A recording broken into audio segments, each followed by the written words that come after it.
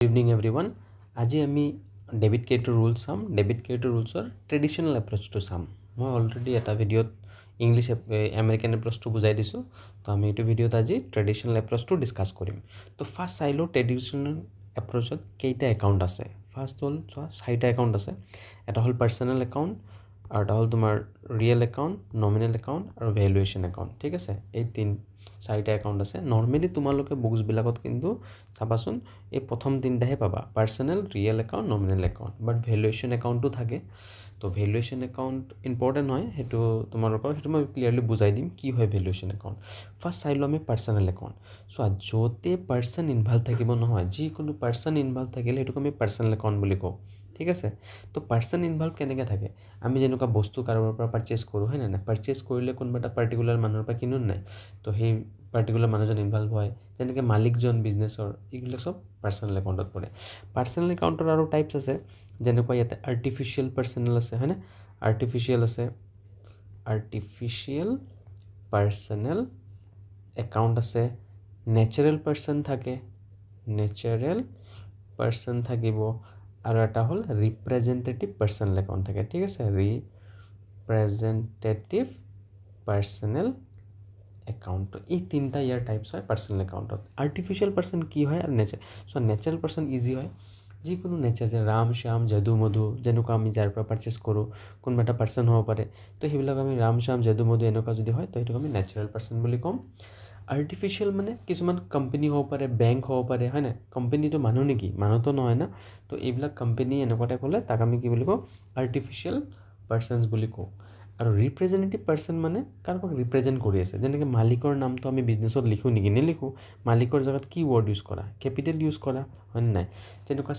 salary আমি কি দিও যদি এমপ্লয়িক স্যালারি দিব আছে স্যালারি আউটস্ট্যান্ডিং লিখো নাই তো এই স্যালারি আউটস্ট্যান্ডিংটো কি হয় রিপ্রেজেন্টেটিভ পার্সোনাল একাউন্ট তো স্যালারি যাক দিম এমপ্লয়ি জেনারেট এটা পার্সন হয় বাট কি রিপ্রেজেন্টেটিভ পার্সোনাল একাউন্ট মনত ৰাখিবা ৰিপ্ৰেজেন্টেটিভ পাৰ্সোনাল একাউন্টত যিকোনো নমিনেল একাউন্টৰ প্ৰিফিক্স বা সাফিক্স এড কৰি কিনি আমি হেতু আমি পাৰ্সোনাল একাউন্ট বনাই দিব পাৰো ঠিক আছে নমিনেল একাউন্ট কি হয় মই এটো বুজাই দিম তো এতিয়া চাও ৰিয়েল একাউন্ট কি হয় সো ৰিয়েল একাউন্ট হল মেইনলি তোমাৰ যিবিলাক টেনজিবল এসেট তুমি জানা টেনজিবল এসেট কোনবিলাক হয়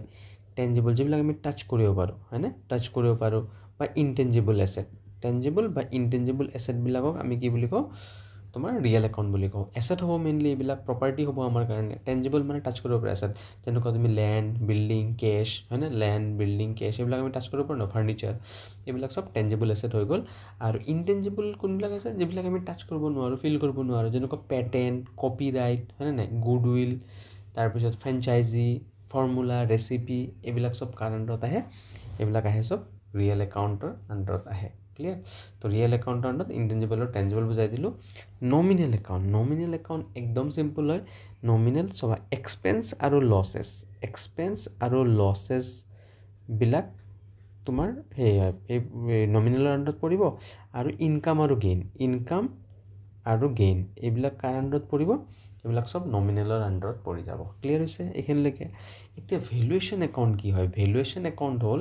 এটো লং টাইমত যদি আমি চাও আমাৰ বিজনেছৰ এসেট বিলাক বা লায়াবিলিটিজ বিলাকৰ ভ্যালু বিলাক চেঞ্জ হৈ যায় হয় না আজি এটা বিল্ডিং কিনিছা বা মেশিন এটা কিনিছা 1 লাখত হেতু কি এক বছৰ পাছত 1 লাখ হ'ব নেকি নহয় তাৰ ভ্যালুটো অবিয়াসলি চেঞ্জ হ'ব ধৰা তাৰ ভ্যালুয়েশন কিমান হৈ গল ধৰা 90000 মানে 10000 এটা ৰিডিউস হৈ গৈছে যেটো আমি ডেপ্ৰিসিয়েশন কও তাক আমি কি বুলি কম প্ৰভিজন ফৰ ডেপ্ৰিসিয়েশন বুলি কৈ কিনি আমি এটো ৰিভাৰ্স ফালে লিখি ৰাখো তো হেনেকুৱা একাউন্ট বিলাকক কি বুলি কয় ভ্যালুয়েশন একাউন্ট বুলি কোৱা হয় তো বুজি পাইছা ভ্যালুয়েশন একাউন্ট মানে কি তো ভ্যালুয়েশন একাউন্ট মানে চালে direct a valuation account is used to adjust the book value of an assets or the liability to its real worth without changing the real cost আমি রিয়েল কস্ট যিমান দামত কিনিছো হেতুটো থাকিবই কিন্তু তাৰ যেটো ভ্যালুটো এক বছৰত আমি ইউজ কৰিলো হেতু আমি অপোজিট সাইডত প্ৰেজেন্ট কৰো হেবিলাকক কি বুলি কয় ভ্যালুয়েশন একাউন্ট বুলি কয় তো এতিয়া আমি আহো রুলস বিলাক চাই দিও রুলস বিলাক মই জাস্ট মিনিং বিলাক কলো কোনটো একাউন্টৰ কি মিনিং হয় তুমি আইটেম চাই ধৰিব পাৰিব লাগিব কোনটো ক্লাসিফাই কৰিব পাৰিব লাগিব কোনটো কোড পৰে যদি কোনবা কয় বিল্ডিং তো তুমি কলে কি কবা বিল্ডিং কোড পৰে ৰিয়েলত বুলি কৈ দিবা আৰু কয় যদি স্যালাৰি কলে তুমি নমিনেলত কবা কিয় এক্সপেন্স অলৱেজ নমিনেল আণ্ডাৰত কি আহে এক্সপেন্স আৰু ইনকাম ঠিক আছে আৰু ভেলুৱেশ্যনত কোনবিলাক আহিব যিবিলাক আমি ফিউচাৰত চাওঁ আৰু যিবিলাকৰ এছেটছৰ ভেলু আপ এণ্ড ডাউন হৈ আছে তো তাৰ এগেইনষ্টত ৰাখিলে এইটো ভেলুৱেশ্যন একাউণ্ট বুলি কোৱা হৈছে তো এতিয়া আমি চাওঁ এইবিলাকৰ ৰুলছবিলাক চাই দিওঁ কৈছে পাৰ্চনেল একাউণ্টৰ ৰুলছ কি জানে নাই পাৰ্চনেল একদম ইজি হয় ডেবিট দ্য ৰিচিভাৰ মানে যাৰৰ পৰা কাৰোবাৰ পৰা যদি আমি পইচা পাব আছোঁ তাক সদায় কি কৰিবা ডেবিট কৰি দিবা আৰু ক্ৰেডিট দ্য গিভাৰ কাৰোবাক যদি পইচা দিবলৈ আছা হয়নে নাই তাক সদায় কি কৰিবা ক্ৰেডিট কৰি দিবা কাৰোবাক যদি পইচা দিব আছা যেনেকৈ ৰামক আমি পইচা দিব আছোঁ ৰাম একাউণ্টটো কি কৰিম ক্ৰেডিট কৰি দিম আৰু কোনোবা এটা ধৰা কাষ্টমাৰৰ পৰা পইচা পাব আছোঁ তেতিয়াহ'লে এইটো কি কৰি দিম ডেবিট কৰি দিম তো ডেবিট দ্য ৰিচিভাৰ যাৰ পৰা পইচা পাব আছা তাক কৰিবা ডেবিট কিয় কি সেইটো আমাৰ কাৰণে প্ৰপাৰ্টি হয় নেক্সট আমি আহোঁ ৰিয়েল একাউণ্টত কোনবিলাক আহে ৰিয়েল একাউণ্টটো ক'লোৱে মই টেঞ্জিবল আৰু ইনটেঞ্জিবল ইয়াৰ কাৰণে ৰুলছ হ'ল ডেবিট হোৱাট কামছ ইন কিবা যদি আহিছে ডেবিট আৰু ক্ৰেডিট হোৱাট গ'জ আউট কিবা যদি গুচি গৈছে আমাৰ পৰা যেনেকুৱা তুমি ধৰাচোন বিল্ডিং এটা বিক্ৰী কৰি দিলা তো বিল্ডিং গুচি গ'ল নাই তো বিল্ডিং একাউণ্টটো কি কৰিবা ক্ৰেডিট তুমি যদি বিল্ডিংটো পাৰচেছ কৰিলা হয় কিনিলা হয় তোমাৰ তাত কি হ'লে বিল্ডিং আহিলে হয় তেতিয়া তুমি কি কৰিলা ডেবিট তো হোৱাট কামছ ইন ডেবিট আৰু what goes out credit clear হৈছে নমিনেল ৰুলছটো একদম ইজি হয় এক্সপেন্সবিলাক যে আছে এক্সপেন্সেছ অলৱেজ ডেবিট আৰু ইনকাম অলৱেজ ক্ৰেডিট এক্সপেন্স দেখাৰ লগে লগে ডেবিট বহাবা ইনকাম দেখাৰ লগে লগে ক্ৰেডিট বহাই দিবা এইকেইটা ৰুলছ হ'ল ইয়াৰ আৰু ভেলুৱেশ্যনত কি ৰুলছ হয় ভেলুৱেশ্যন মনত ৰাখিবা যদি ইনক্ৰিজ হৈছে ধৰা ইনক্ৰিজ হ'লে তাক কৰিবা ক্ৰেডিট আৰু যদি সি ডিক্ৰিজ হৈ আছে তেতিয়া কৰিবা ডেবিট ঠিক আছে ইনক্ৰিজ কেনেকৈ হ'ব যেনেকুৱা ডেপ্ৰিচিয়েশ্যন হৈছে প্ৰভিজন ফৰ আমাৰ এছেটৰ ভেলু কমি গ'ল তো সেইটো মানে কি এছেটৰ ভেলুটো কমি গ'লে নাই তো ভেলুৰ ফালৰ পৰা কমা ফালৰ পৰা চালে বাঢ়ি যেন নাই সেইকাৰণে এইটো কমি কৰি দিম ক্ৰেডিট ঠিক আছে